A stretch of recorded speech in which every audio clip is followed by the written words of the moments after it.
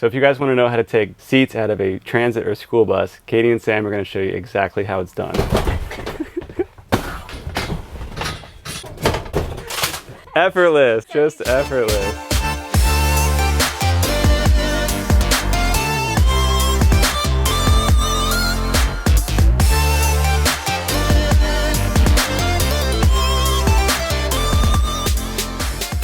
Alright, so demolition has been going extremely well. We got a lot more to go. We're going to be taking down the ductwork. We're going to be taking off really everything that we can easily enough today to get this place looking different. It's already massively different, which is really exciting.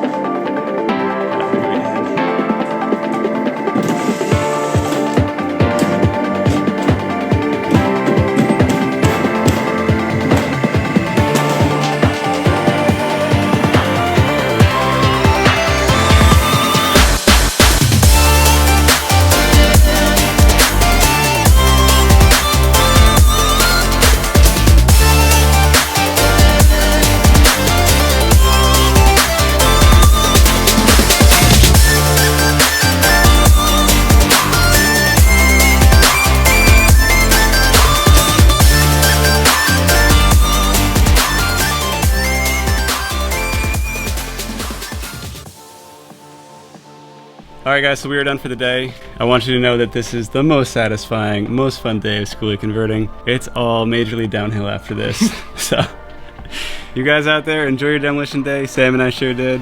High five, dude, we killed it. Yeah. And back tomorrow for the more tricky parts of demolition. We'll be able to handle those because we learned from today. At least I did. Talk to you guys tomorrow. And we're back. We're gonna take these heaters out. And to do that, we're gonna have to go find the valves at the back of the engine that will allow us to turn off the coolant from coming in and out of the engine. That way we can just get the coolant from the lines and the heaters. So we're looking at this parts catalog that came with the bus. So we have engine cooling diagram for Cummins 8.3, and we're able to find that there were a few valves right around this box. Hopefully this one that we just turned off sends the coolant to the heaters. The first one that I turned off sends the coolant that's now been now it's less hot from going through the heaters and the dash and the lines coming back into the engine. So I turned them both off, so hopefully all we have to do is drop 5 gallons of coolant from one of these hoses.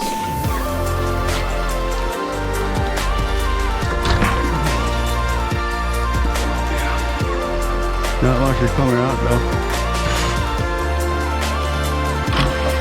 I'm gonna cut these hoses.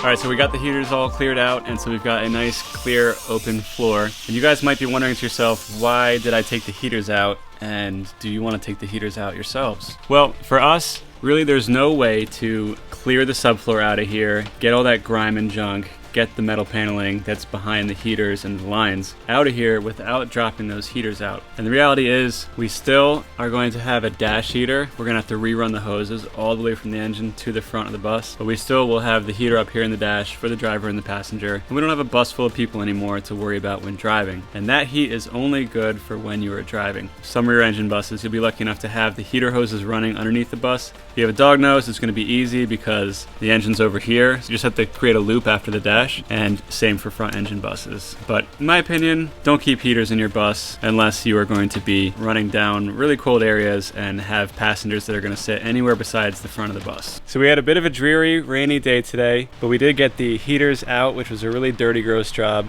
As you can see, I'm pretty nasty. Tomorrow it was going to be sealing and wall paneling removal. If yesterday is the best day of bus converting, this is like the worst because it's all the detailed crap. And it's dirty!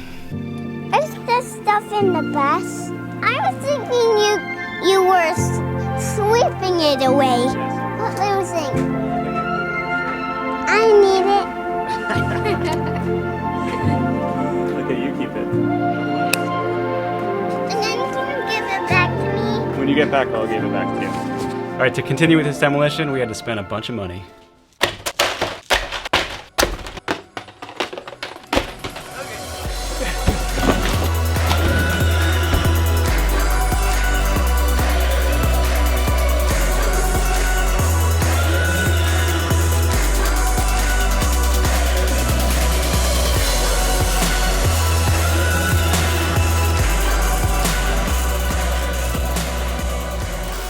Alright, so this is going pretty well, but I can't figure out how to get the panel down once I have the rivets out.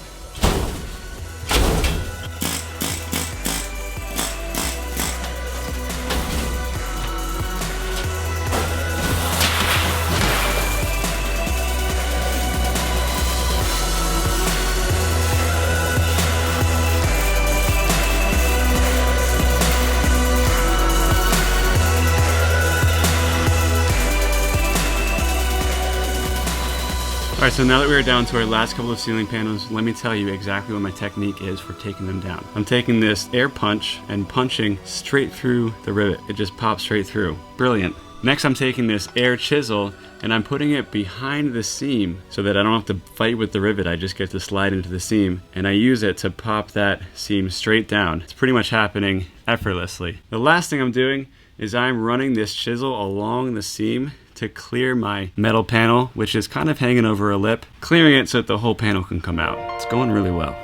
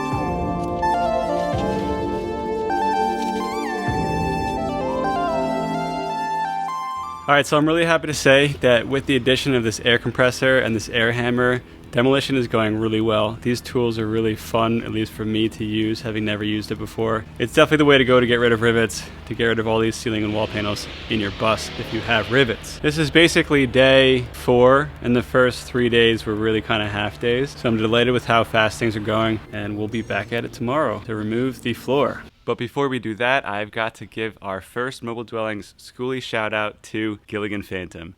Gilligan Phantom is our school bus. It's a 40-foot rear engine pusher from California. We tricked it out over the course of around 2 years, and now we live in it full time as a family, adventuring all around the country, sometimes stopping to do projects like this. If you've watched our first build series, you've probably seen this logo a whole bunch, and this is the OG Gilligan Phantom school bus conversion logo. So our model is 5'10", 165 pounds, and is wearing a size medium in this t-shirt. Next level medium, this is the only shirt I wear from now on. It just fits me so well and is so comfortable. If you want to grab a Gilligan Phantom t-shirt, the link is below. This is the premium tee. Alright guys, back to the show. All right, so we started ripping up this floor and this is what we discovered. There are big screws holding down this floor. In addition, there are also some roofing nails. Here's one that we pulled out right here. What we are going to do is we are going to just force this floor up, pop those screws, pop those nails, and just bash it on out of here. But to do that, we needed a larger pry bar. Just picked this up at Lowe's. It was on sale for 11 bucks. We're gonna smash this floor on out of here. Oh, thanks, bud. Thanks, babe. Hey, check this out. What's your arm?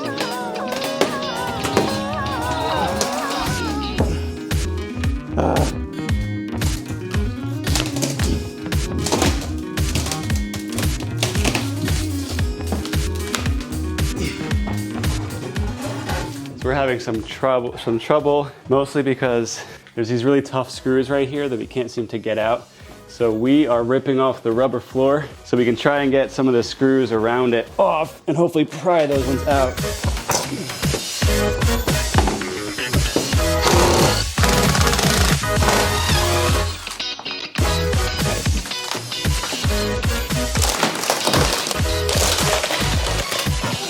For 11 bucks, I should have bought 2 of them.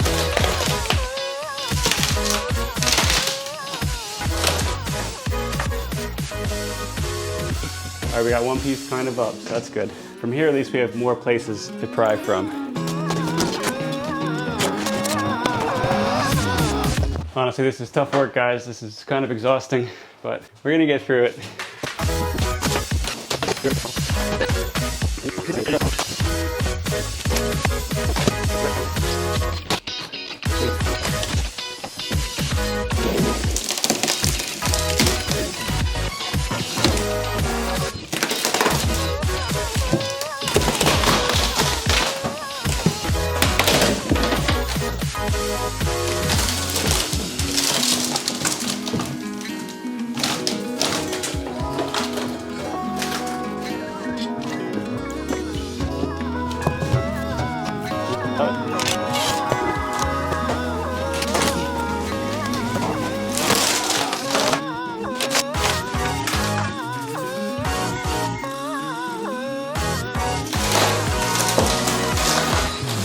Oh yeah.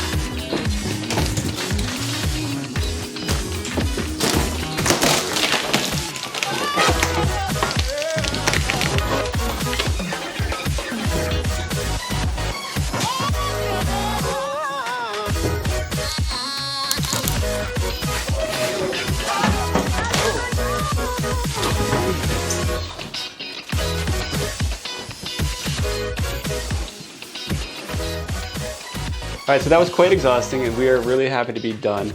Now we have to clean up all this mess, give this floor a sweep, and start grinding out these screws and nails. All